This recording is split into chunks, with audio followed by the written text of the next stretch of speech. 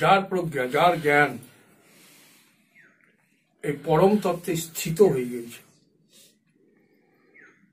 যার জ্ঞান পরম তত্ত্বে স্থিত হয়ে গেছে, অর্থাৎ ওই আমি, তৎ অতিরিক্ত আর কোন সত্তা পেছে না। এখানে আমরা বসে আছি, এই একজন কেউ ভাবতে পারছে না কি আমি সর্বত্র আছি। ভাবা দিচ্ছে? হ্যাঁ, ইমানদারি তো বলো না, ভাবা যাচ্ছে কি আমি সর্বত্র আছি? এটা আমরা জানতে পারছি না। আমি জানছি কি এখানে আমি বসে আছি না, এবং কাকে আশ্রয় করে বসে আছি, কাকে আশ্রয় করে বলছি আমি এখানে বসে আছি? হ্যাঁ, এই জন্য সবসময় আমার অভিমানটা কিসের উপরে হচ্ছে? দেহের উপরে। তো আমি সোহমের জপ করছি না আমি দেহ অহমের জপ করছি? 24 ঘন্টা আমার শোয়া, আমার ওঠা, আমার বসা, আমার খাওয়া, আমার জন্ম এবং আমার মৃত্যু। তো সূক্ষ্মভাবে আমি জপ কাকে করছি? দেখো ভালো করে বলো, 24 ঘন্টা আমার জপ হচ্ছে দেহ অহম। আর বেদান্তের স্টার্টিং কোথা থেকে হয়েছে? আমি দেহ নই, এইখান থেকে স্টার্টিং হয়েছে। আর 24 ঘন্টা আমার জপ হচ্ছে দেহ অহম। আর আমাকে এই জপ ঘুরাতে হবে। কি ঘুরাবে বলো? আমি যদি তোমাকে জিজ্ঞাসা করি তত্ত্বমসি,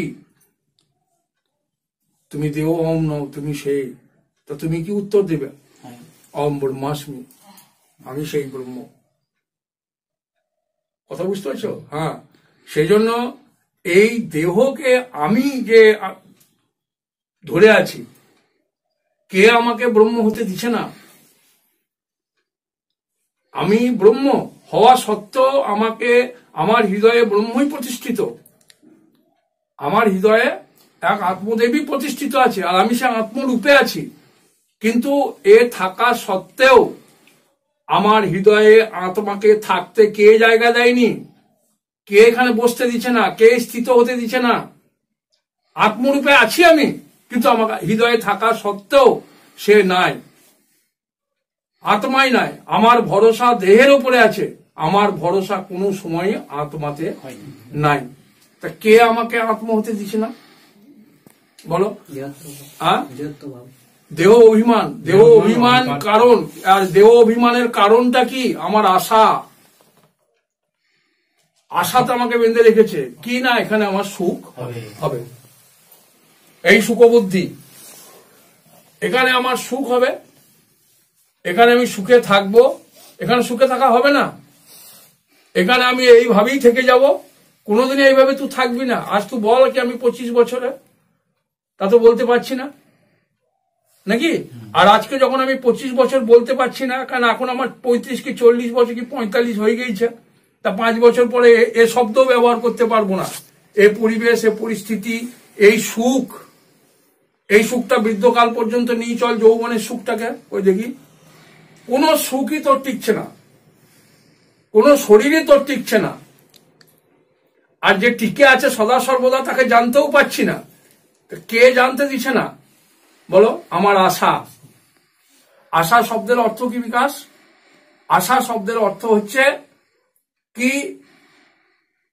এই আমি এখানে সুখী হব। আশা মানে সুখ, এই সুখ, এই সুখ প্রাপ্ত করব। হ্যাঁ, এইভাবেই আমি চালাবো, এইভাবেই আমার চলবে। আগে আমার দিন ভালো আসবে, এই আশা আমাকে স্থিতপ্রজ্ঞ হতে, এই অভিলাষের পেছনে আমি ছুটছি। গুরুদেব বলছে কাহারে নানক শোনরে মনুয়া। কি বলছে? কাহারে নানক শোনরে মনুয়া। হ্যাঁ, তা তোমারও তো মন আছে, তা মনকে জিজ্ঞাসা করে দেখো কি তোর আশা তো নাই?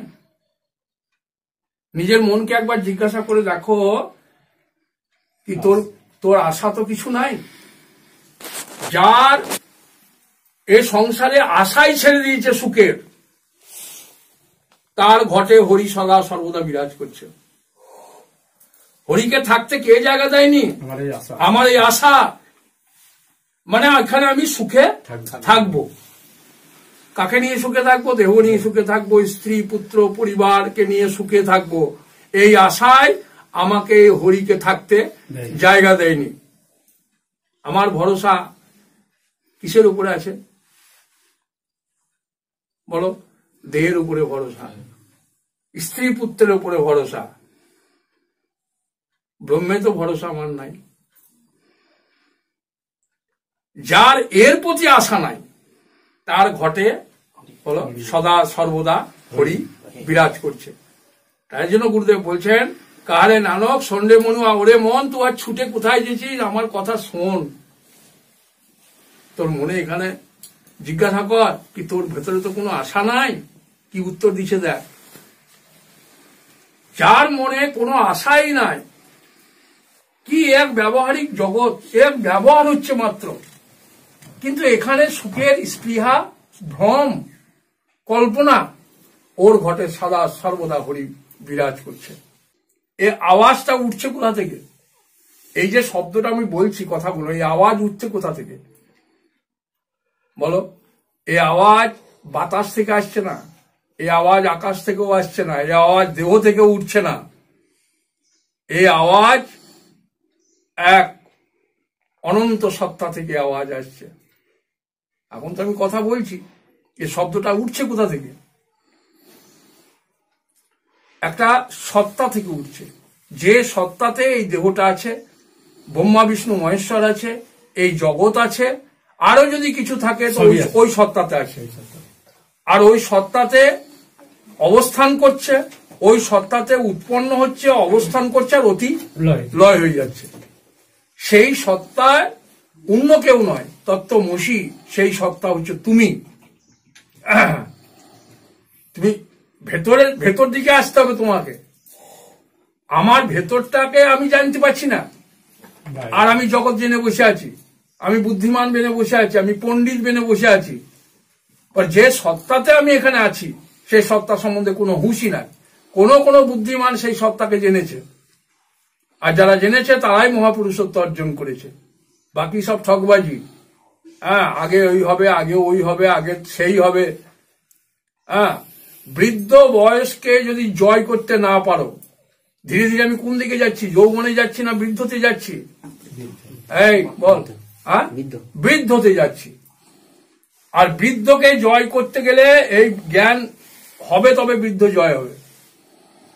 আর নাতে বৃদ্ধতে কালে অশেষ দুঃখ ভোগ করবে, অশেষ দুঃখ ভোগ করবে।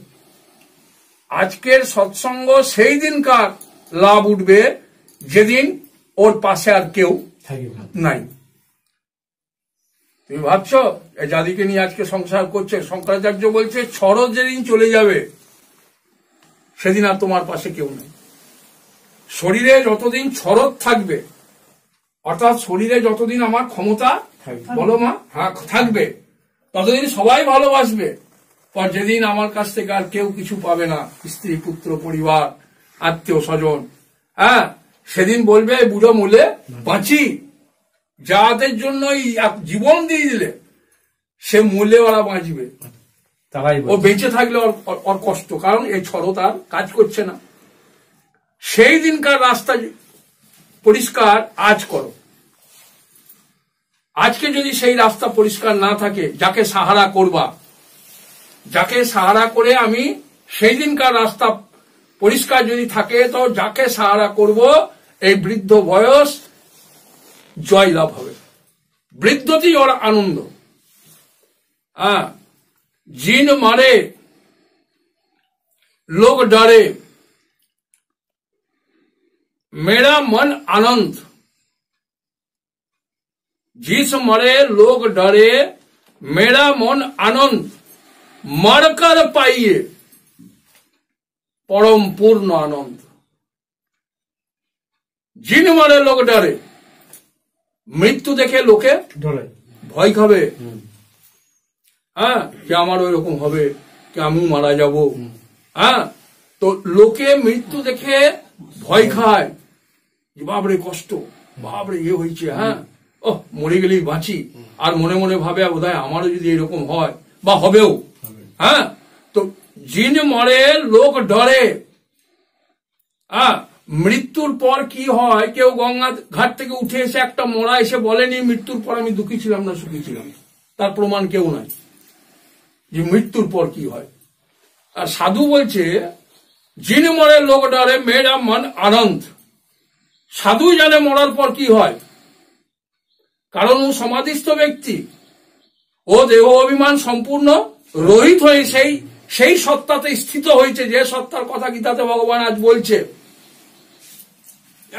যে স্থিতপ্রজ্ঞের লক্ষণ কি? তো স্থিতপ্রজ্ঞের লক্ষণ হচ্ছে যে স্থিত হয়েছে, অর্থাৎ দেহ অভিমান শূন্য করে দিয়েছে, যে আমিত্ব ভাবই যার ভেতরে নাই, তারপরে যাতে স্থিত ছিল সে স্থিতিতে এই জীব নাই, জগৎ নাই, ঈশ্বরও নাই, এক পরমাত্মাই সর্বত্রে বিরাজ করছে, আর পরমাত্মাই সব রূপ ধরে আছে। সাধু জানে যে মৃত্যুর পর কি হয়। এই জন্য সাধু বলছে, এ সাধুদের মানি, সন্তদের মানি কি জিন মারে লোক ডরে মেরা মন আনন্দ। তোমার মন আনন্দ বলে, মেরা মন আনন্দ, আমার আনন্দ কি না, মরকার পাইয়ে পূর্ণ পরমানন্দ। মৃত্যুর পর কি হবে?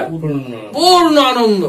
পর রাস্তা যদি ক্লিয়ার থাকে, আর রাস্তা যদি ক্লিয়ার না থাকে তো মরকার পাইয়া নরক।